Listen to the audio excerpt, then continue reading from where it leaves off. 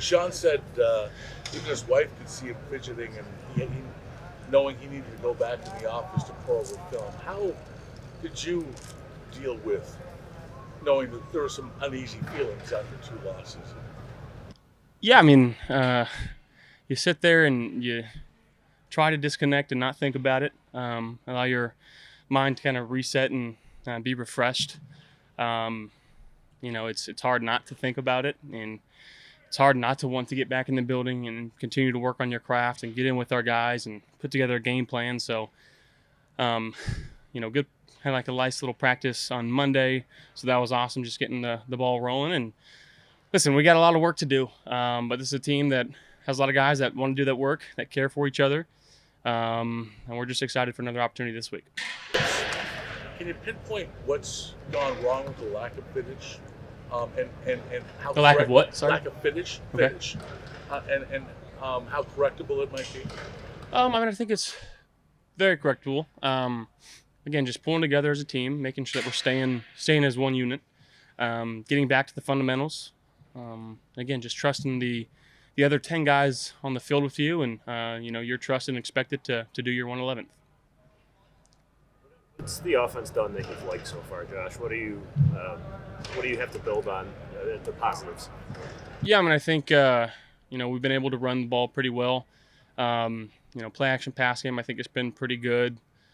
Inside the numbers has been pretty good. Obviously, there's a lot of directions that you can go to try to clean things up, and ultimately, wanting to go out there and play the best that I can play for this team, and that it comes down to, again, just going out there and executing each and every given play call that Joe gives, but making sure that throughout the week we're straining in practice and finishing on plays, and sometimes it's the small things. You learn a lot from these losses that maybe you don't learn in wins. So again, we're just looking forward to trying to correct those and move on.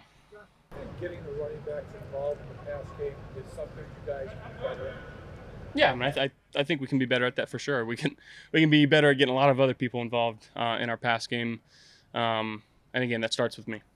There are people out there who are criticizing the offenses. The receivers saying they can't get separation. This is wrong. The play calling is off on short yardage situations with acute plays. How do you respond to that criticism? Because you're probably in a bubble and you might not hear it.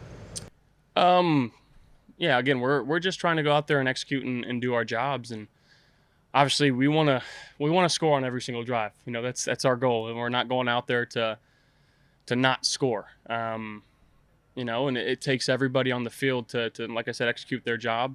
And a big part of that is quarterback play. And again, we've turned the ball over the last couple games, and it really hasn't helped us within the game and the situations that were called for it. So, yeah, it starts with me.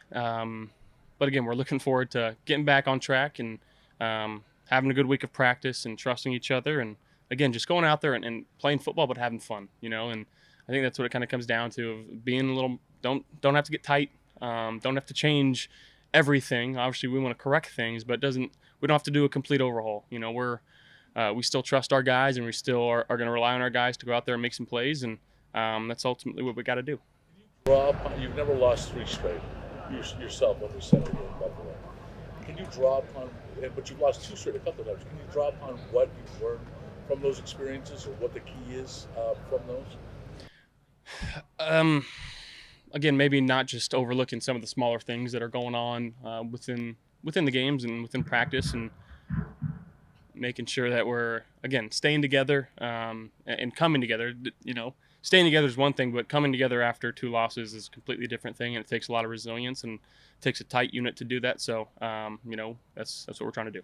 That staying together and coming together, how do you see that specifically with the offensive line?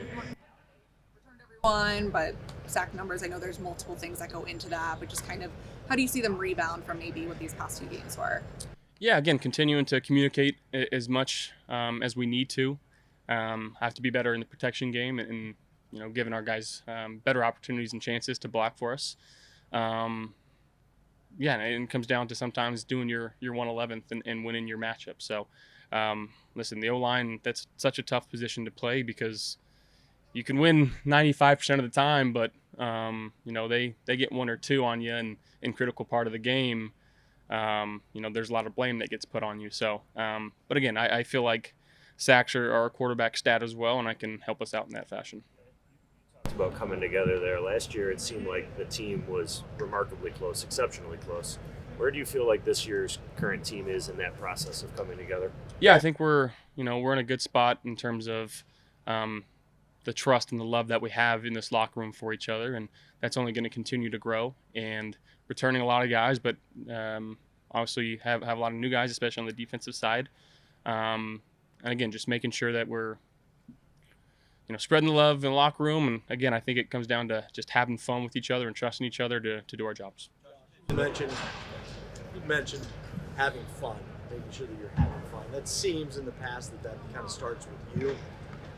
How much of a responsibility do you take on making sure that everybody's loose, even though struggling a little bit right now? Yeah, I mean, I think there's a lot of, obviously being in the quarterback position, a lot of people look at this position. They draw sometimes strength from it or can be inspired by this position. So again, going out there and obviously working extremely hard and doing my job and leading from the front, but also having energy and juice and not putting my head in the sand. And my grandma called me, was like, I just want to see you smile, so get back to some of that and in practice, making sure that we're really emphasizing, we score, let's go celebrate, right? It's hard to score in this league. It's hard to win in this league. I feel like that, again, helps build the team too when you're taking an extra 15 seconds to our practice to go celebrate and pick somebody up and have a lineman spike the ball. So that's what we're going to get back to. You weren't smiling? Did it hit home? Huh? When she said that to you, your grandma, did that hit home? Did you go, you know what? Yeah, She's a little probably bit. right. Grandma's When did she usually call right. you? This would have been last Thursday, about 4 or 5 days ago. So yeah. Huh? After the 3 days after the Yes. Yeah. Did you feel you weren't smiling, or?